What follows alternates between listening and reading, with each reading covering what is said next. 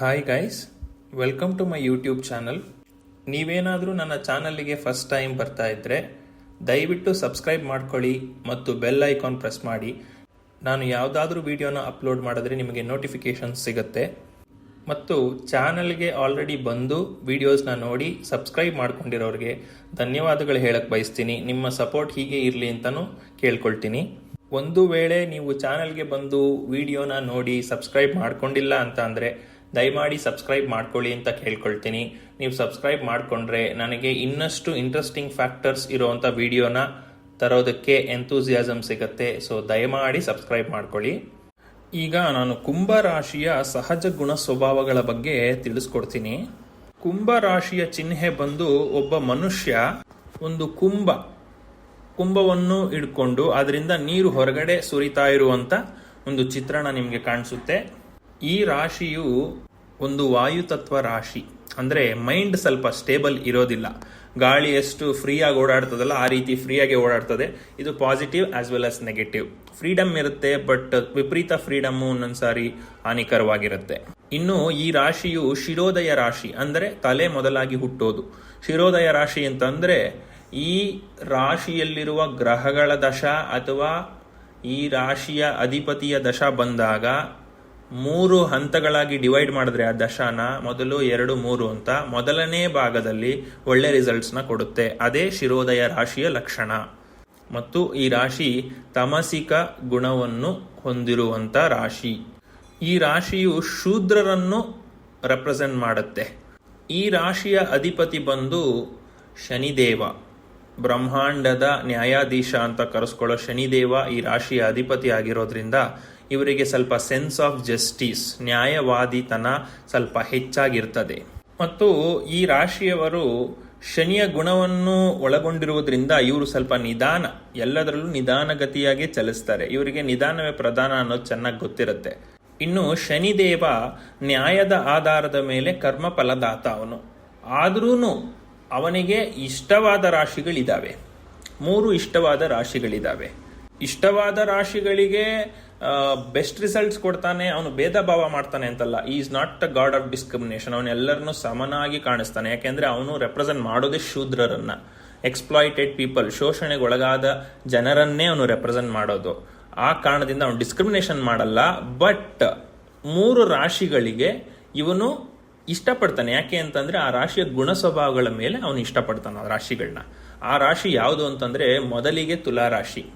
ಯಾಕೆ ಅಂತಂದ್ರೆ ತುಲಾರಾಶಿಯಲ್ಲೇ ಶನಿ ಉಚ್ಚನಾಗುವುದು, ಅಂದ್ರೆ ಎಕ್ಸಾಲ್ಟೆಡ್ ಪೊಸಿಷನ್ ಹೋಗೋದು ಬೆಸ್ಟ್ ರಿಸಲ್ಟ್ಸ್, 100% ರಿಸಲ್ಟ್ಸ್ ಕೊಡುವಂಥದ್ದು. ತುಲಾರಾಶಿ ಯಾಕೆ ಇಷ್ಟ ಅಂತಂದ್ರೆ ತುಲಾರಾಶಿಯ ಚಿಹ್ನೆ ನಿಮಗೆ ಗೊತ್ತು, ಅದು ತಕ್ಕಡಿ, ಅಂದ್ರೆ ನ್ಯಾಯ, ಒಂದು ನ್ಯಾಯವನ್ನು ಹೇಳುವ ರಾಶಿ ಅಂತ ನಾವು ತುಲಾರಾಶಿನ ಕರಿತೀವಿ. ಇವನು ನ್ಯಾಯಾಧೀಶನಾಗಿರುವ ಕಾರಣ ನ್ಯಾಯ ತುಂಬಾ ಇಷ್ಟ ಇವರಿಗೆ. ಇನ್ನು 2ನೇ ರಾಶಿ ಯಾವುದು ಅಂತಂದ್ರೆ ತನ್ನ ಸ್ವಂತ ರಾಶಿಯಾದ ಮಕರ ರಾಶಿ. ಮಕರ ರಾಶಿ ಇವರಿಗೆ ಯಾಕೆ ಇಷ್ಟ ಶನಿಗೆ ಅಂತಂದ್ರೆ ಅವರು ಏನೇ ಕಷ್ಟ ಬಂದರೂ ಅದನ್ನ ಫೇಸ್ ಮಾಡ್ತಾರೆ. They are very stable. ಆ ಕಾರಣದಿಂದ, ಆ ಗುಣದಿಂದ ಇವರು ಇಷ್ಟಪಡ್ತಾರೆ ಮತ್ತು ತನ್ನದೇ ರಾಶಿ ಆಗಿರೋದ್ರಿಂದ ಇಷ್ಟಪಡ್ತಾರೆ. ಇನ್ನು ನೆಕ್ಸ್ಟ್ 3ನೇ ರಾಶಿ ಬಂದು ಅದು ಕುಂಭರಾಶಿ. ಕುಂಭರಾಶಿ ಯಾಕೆ ಇವರಿಗೆ ಇಷ್ಟ ಅಂದ್ರೆ ಅವರ ಸೆನ್ಸ್ ಆಫ್ ಜಸ್ಟಿಸ್ಗೆ ಮತ್ತು ಇನೋವೇಟಿವ್ನೆಸ್ಗೆ, ಅಂದ್ರೆ ಹೊಸತನ್ನು ಕಾಣುವುದು ಮತ್ತು ಎಲ್ಲರಿಗೂ ಸಮಪಾಲು, ಸರ್ವರಿಗೂ ಸಮಬಾಳು, ಸರ್ವರಿಗೂ ಸಮಪಾಲು ಅನ್ನೋ ಒಂದು ಗುಣ ಇರುತ್ತೆ ಕುಂಭರಾಶಿಯವರಿಗೆ. ಆ ಕಾರಣದಿಂದ ಅದು ಶನಿಗೆ ಇಷ್ಟವಾದ ರಾಶಿ. ಜೊತೆಯಲ್ಲಿ ಅವನ ಸ್ವಂತ ರಾಶಿ, ಅಧಿಪತ್ಯದ ರಾಶಿ, ಆ ಕಾರಣದಿಂದಲೂ ಇಷ್ಟ. ಈ 3 ರಾಶಿಗಳಿಗೆ ಶನಿ ಅಷ್ಟು ಕಷ್ಟ ಕೊಡೋದಿಲ್ಲ ಅಂತ ತಿಳ್ಕೋಬೇಡಿ. ಇವರ ಗುಣ ಸ್ವಭಾವಗಳಿಂದ ಕಷ್ಟ ತಗೊಳ್ಳೋಂಥ ಪರಿಸ್ಥಿತಿಗೆ ಇವರು ಹೋಗೋದಿಲ್ಲ. ತುಲಾರಾಶಿಯವರು ಕೆಲವರು ಏನೇ ಬಂದರೂ ಕಷ್ಟನೇ ಬರೋದಿಲ್ಲ ಅವ್ರಿಗೆ ಅನ್ನೋರು ಇದ್ದಾರೆ. ಇನ್ನು ಜೀವನ ಪೂರ್ತಿ ಕಷ್ಟದಲ್ಲೇ ಕಳೆಯೋರು ಇದ್ದಾರೆ. ಯಾಕೆ ಅಂತಂದ್ರೆ ಆ ಕಷ್ಟದಲ್ಲಿ ಕಳೆಯುವಂಥವ್ರು ಶನಿಯ ಕೆಟ್ಟ ದೃಷ್ಟಿಗೆ ಕಾರಣರಾಗ್ತಾರೆ. ಅವರು ಅವರ ರಾಶಿಯ ಗುಣದಂತೆ ಅವರು ಇರೋದಿಲ್ಲ. ಸುಳ್ಳು ಹೇಳೋದು, ನ್ಯಾಯದ ದಾರಿಯಲ್ಲಿ ನಡೆದೇ ಇರುವಂಥದ್ದು, ಇನ್ನೊಬ್ರಿಗೆ ಮೋಸ ಮಾಡೋದು, ಇಂಥದ್ದಿರೋರಿಗೆ ಖಂಡಿತವಾಗ್ಲೂ ತೊಂದರೆ ಕೊಟ್ಟೆ ಕೊಡ್ತಾನೆ, ಪಾಠ ಕಲಿಸ್ತಾನೆ ಶನಿ. ಆದರೆ ನ್ಯಾಯದ ಹಾದಿಯಲ್ಲಿರುವ ಈ 3 ರಾಶಿಯವರಿಗೆ ಅವನು ಯಾವುದೇ ರೀತಿ ತೊಂದರೆ ಕೊಡಲ್ಲ. ಅಂದ್ರೆ ಈ 3 ರಾಶಿಗಳಿಗೆ ನಂಬರ್ ಆಫ್ ಟೆಸ್ಟ್ಸ್, ಎಷ್ಟು ಪರೀಕ್ಷೆಗಳು ನಡೀತವೆ ಅನ್ನೋದು ಸ್ವಲ್ಪ ಕಮ್ಮಿ ಇರ್ತದೆ ಅಷ್ಟೇ. ಬೇರೆ ರಾಶಿಯವರಿಗೆ, ಶತ್ರು ರಾಶಿಗಳಿಗೆಲ್ಲ ಜಾಸ್ತಿ ಪರೀಕ್ಷೆ ನಡೆಸ್ತಾನೆ, ಇದರಲ್ಲಿ ಬದಲಾಗಬಹುದು ಅಂತ. ಬಟ್ ಇವರಿಗೆ ಇಲ್ಲ, ಇವ್ರ ಗುಣ ಸ್ವಭಾವನೆ ಹೇಗಿದೆ ಅನ್ಬಿಟ್ಟು ಪರೀಕ್ಷೆಗಳು ಕಮ್ಮಿ ಇರ್ತವೆ. ಇನ್ನು ಈಗ ಕುಂಭ ರಾಶಿಯ ಸಹಜ ಗುಣ ಸ್ವಭಾವಗಳು, ಕ್ಯಾರೆಕ್ಟರಿಸ್ಟಿಕ್ ಫೀಚರ್ಸ್ ಬಗ್ಗೆ ನಾನು ತಿಳಿಸ್ತೀನಿ. ಅದರಲ್ಲಿ ಮೊದಲನೇ ಕ್ಯಾರೆಕ್ಟರಿಸ್ಟಿಕ್, ಇಂಪಾರ್ಟೆಂಟ್ ಕ್ಯಾರೆಕ್ಟರಿಸ್ಟಿಕ್ ಏನು ಅಂತಂದ್ರೆ ಇವರು ಇನೋವೇಟಿವ್ ಪೀಪಲ್. ಅಂದ್ರೆ ಹೊಸ ವಿಚಾರಗಳನ್ನು ಚರ್ಚೆ ಮಾಡಿ ಅದನ್ನು ಕಾರ್ಯರೂಪಕ್ಕೆ ತರುವುದರಲ್ಲಿ ಎತ್ತಿದ ಕೈ, ನವೀನ ವಿಚಾರಗಳನ್ನು ಜಗತ್ತಿಗೆ ತಂದು ಕೊಡೋದ್ರಲ್ಲಿ ಎತ್ತಿದ ಕೈ ಇವರು. ಇನೋವೇಷನ್ಸ್ ಅಂದ್ರೆ ಡಿಸ್ಕವರೀಸ್, ಅಂದ್ರೆ ಕರೆಂಟ್ ಇಂದ ಈಗ ಎಲೆಕ್ಟ್ರಿಕ್ ವೆಹಿಕಲ್ಸ್ ಬಂತಲ್ಲ, ಅದು ಒಂದು ಇನೋವೇಷನ್. ಅದೇ ರೀತಿ ಆವಿಷ್ಕಾರಗಳನ್ನ ಮಾಡುವಂಥದ್ರಲ್ಲಿ ಇವರು ತುಂಬಾ ಹೆಚ್ಚು ಮುತ್ಸದ್ದಿಗಳು ಇರ್ತಾರೆ ಮತ್ತು ಮುಂದುವರೆದಿರ್ತಾರೆ. ಯಾಕೆ ಅಂತಂದ್ರೆ ಇವರು ಪೇಷನ್ಸ್ ಅಂದ್ರೆ ಶನಿಯ ಗುಣದಿಂದ ಪೇಷನ್ಸ್ ಕಲ್ತಿರ್ತಾರೆ. ಆ ಕಾರಣದಿಂದ ಸೂಕ್ಷ್ಮವಾಗಿ ಎಲ್ಲವನ್ನು ಗಮನಿಸಿ ಎಲ್ಲಿ ಏನಾಗ್ತಿದೆ ಪ್ರೊಸೀಜರ್ ಅಲ್ಲಿ, ಏನ್ ಇಂಪ್ರೂವ್ಮೆಂಟ್ ಮಾಡ್ಬೇಕಿಲ್ಲಿ ಅಂತ ಯೋಚನೆ ಮಾಡಿ ಅದನ್ನ ಕಾರ್ಯರೂಪಕ್ಕೆ ತರ್ತಾರೆ. ಅದಕ್ಕಾಗಿ ಇವರು ತುಂಬಾ ಇನೋವೇಟಿವ್ ಪೀಪಲ್. ಇನ್ನು ನೆಕ್ಸ್ಟ್ ಇಂಪಾರ್ಟೆಂಟ್ ಕ್ಯಾರೆಕ್ಟರಿಸ್ಟಿಕ್ ಫೀಚರ್, ಸಹಜ ಗುಣ ಸ್ವಭಾವ ಏನು ಕುಂಭರಾಶಿದು ಅಂತಂದ್ರೆ ಅವರು ಪ್ರೋಗ್ರೆಸಿವ್ ಪೀಪಲ್, ಅಂದ್ರೆ ಪ್ರಗತಿಪರ ಚಿಂತಕರು. ಅವರು ಜಗತ್ತಿನ ಪ್ರಗತಿ, ಏಳಿಗೆ, ಅದರ ಬಗ್ಗೆ ಚಿಂತೆ ಮಾಡ್ತಾರೆ. ಆಗ್ಲೇ ನಾನು ಹೇಳಿದೆ ಅವರು ಇನೋವೇಟಿವ್, ಆವಿಷ್ಕಾರಗಳನ್ನ ತಂದಿರ್ತಾರೆ. ಆವಿಷ್ಕಾರ ಅನ್ನೋದು ಸೈನ್ಸ್ ಒಂದರಲ್ಲೇ ಅಂತಲ್ಲ, ಎಲ್ಲಾ ವಿಚಾರದಲ್ಲೂ ಬರುತ್ತೆ. Medical field, even in economy, even in journalism ಕೂಡ. ಇವಾಗ ಮೊದಲು 40 ವರ್ಷದ ಹಿಂದೆ ಇದ್ದ ಜರ್ನಲಿಸಮ್ಗೂ ಈಗ ಚೇಂಜಸ್ ಇಲ್ವಾ, ಅದು ಇನೋವೇಷನ್ ಆಗಿದೆ.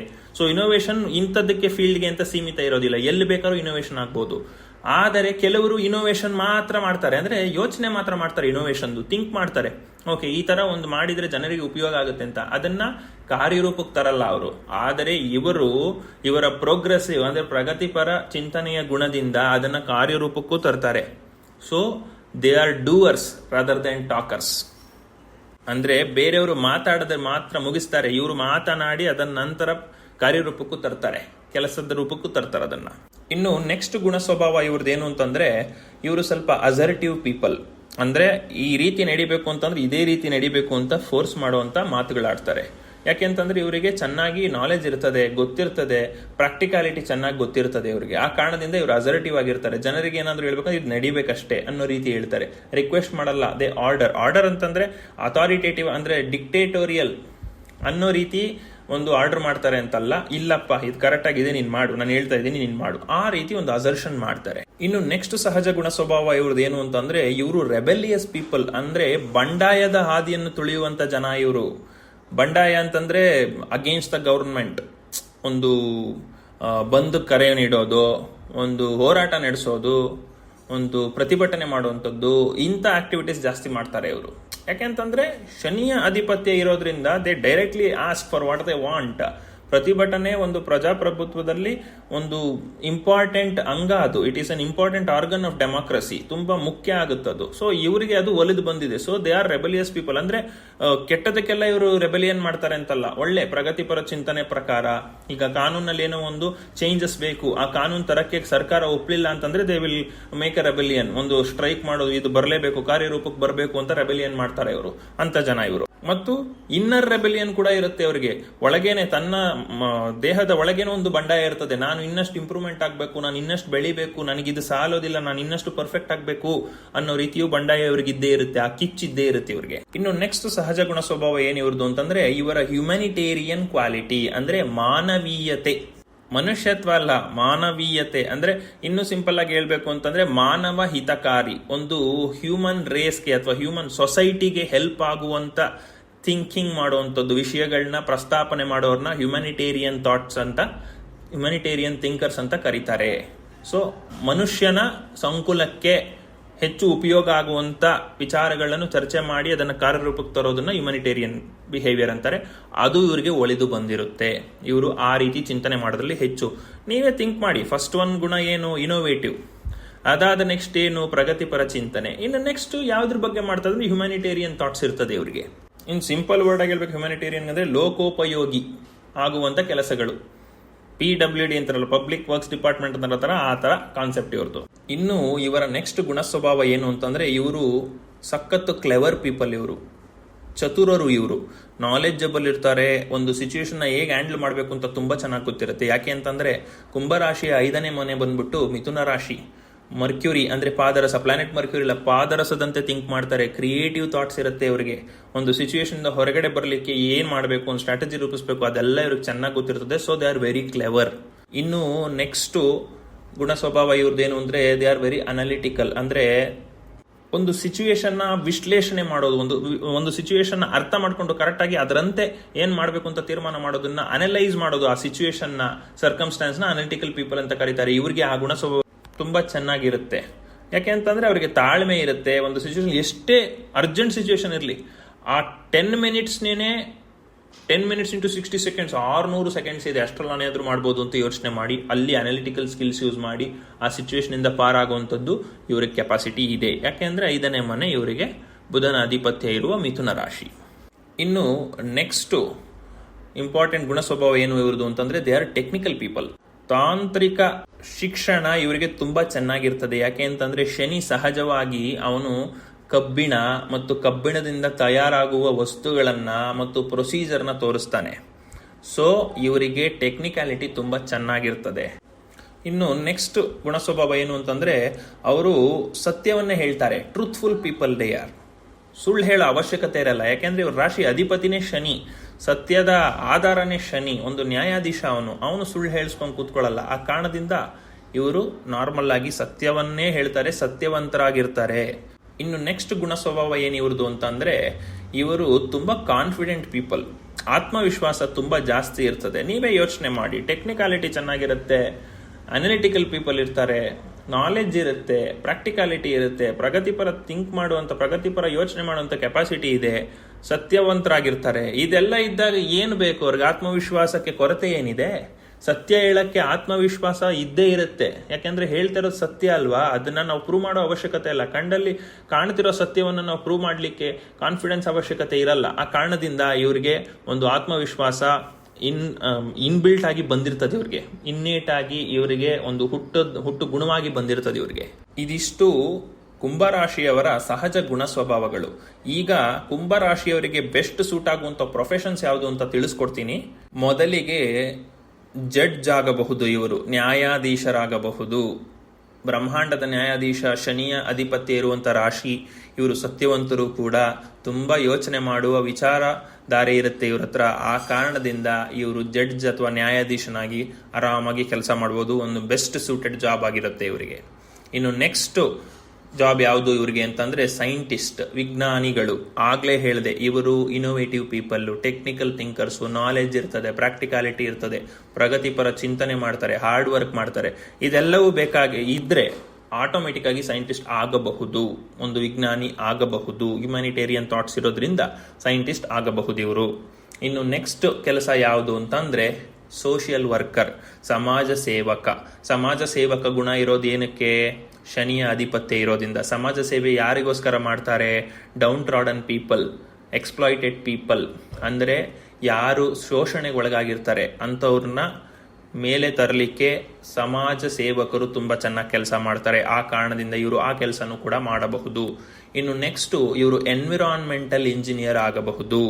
ಆಗಲೇ ಹೇಳಿದೆ, ಹ್ಯುಮ್ಯಾನಿಟೇರಿಯನ್ ಥಾಟ್ಸ್ ಜಾಸ್ತಿ ಇವರಿಗೆ ಅಂತ. ಮಾನವ ಹಿತ ಏನೇನಾಗುತ್ತೆ ಅದಕ್ಕೆ ಇವರಿಗೆ ಥಿಂಕಿಂಗ್ ಇರುತ್ತೆ.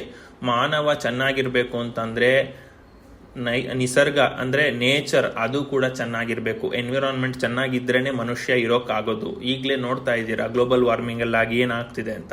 ಅದನ್ನೆಲ್ಲ ತಪ್ಪಿಸ್ಬೇಕು ಅಂತಂದ್ರೆ ಎನ್ವಿರಾನ್ಮೆಂಟ್ ಚೆನ್ನಾಗಿರ್ಬೇಕು, ನೇಚರ್ ಹಾಳಾಗಬಾರ್ದು. ಸೊ ಎನ್ವಿರಾನ್ಮೆಂಟಲ್ ಇಂಜಿನಿಯರ್ಸ್ ಕೂಡ ಇವರು ಆಗಬಹುದು. ಇನ್ನು ನೆಕ್ಸ್ಟು ಆಸ್ಟ್ರಾಲಜರ್ಸ್ ಆಗ್ಬೋದು. ಇವರು ಜ್ಯೋತಿಷ್ಯ ಶಾಸ್ತ್ರವನ್ನು ಹೇಳ್ಬೋದು. ಯಾಕೆ ಅಂತಂದ್ರೆ ಇವರು ಕಲಾತ್ಮಕವಾಗಿ ಥಿಂಕ್ ಮಾಡ್ತಾರೆ ಮತ್ತು ಅನಾಲಿಟಿಕಲ್ ಸ್ಕಿಲ್ ಇದೆ ಅಂತ ಹೇಳಿದ್ನಲ್ಲ. ಒಂದು ಸಿಚುವೇಶನ್ ಏನಾಗ್ತಿದೆ ಅಂತ ತಿಳ್ಕೊಂಡು ಅದರಂತೆ ಕರೆಕ್ಟಾಗಿ ಸೊಲ್ಯೂಷನ್ಸ್ ಕೊಡುವಂಥ ಗುಣ ಇವರಲ್ಲಿದೆ. ಆ ಕಾರಣದಿಂದ ಇವರು ಜ್ಯೋತಿಷಿ ಕೂಡ ಆಗಬಹುದು. ಇನ್ನು ನೆಕ್ಸ್ಟ್ ಪ್ರೊಫೆಷನ್ ಏನು ಅಂತಂದ್ರೆ ಲೈಫ್ ಸ್ಟೈಲ್ ಗುರು.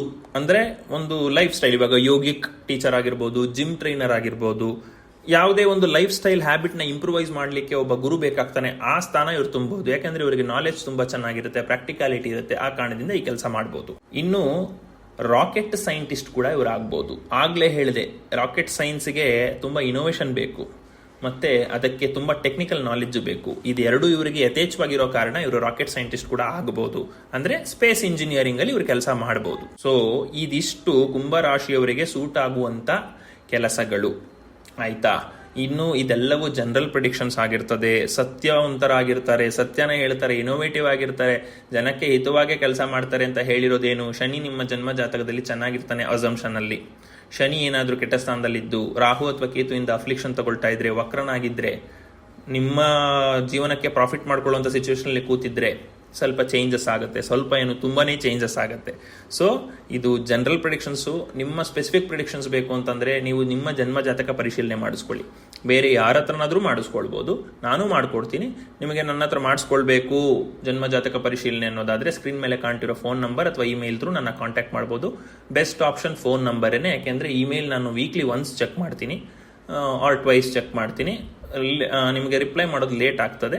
ವಾಟ್ಸಪ್ ಆದರೆ ಇಮಿಡಿಯೇಟ್ ರಿಪ್ಲೈ ಸಿಗತ್ತೆ, ಇನ್ ದ ಸೇಮ್ ಡೇ ಅಂತೂ ಅಟ್ಲೀಸ್ಟ್ ಸಿಕ್ಕೇ ಸಿಗತ್ತೆ.